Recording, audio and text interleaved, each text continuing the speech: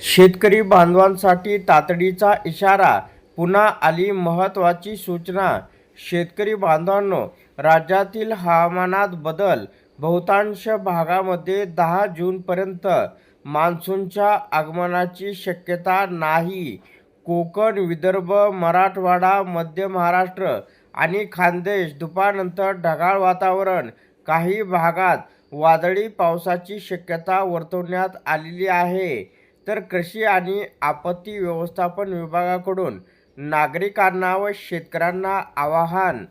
शेतकऱ्यांनी वादळी पावसावर अवलंबून राहून मान्सूनचे आगमन होण्यापूर्वी पेरणीची घाई करू नये, असं या ठिकाणी सांगण्यात आलेलं आहे.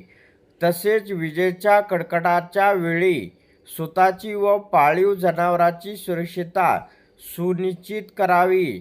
झाडाखाली, टीन शेडखाली, तसेच विद्युत ट्रान्सफॉर्मर, वीज खांब आणि विद्युत वाहिनीच्या जवळ उभे राहणे टाळावे, असं सुद्धा या ठिकाणी सांगण्यात आलेलं आहे.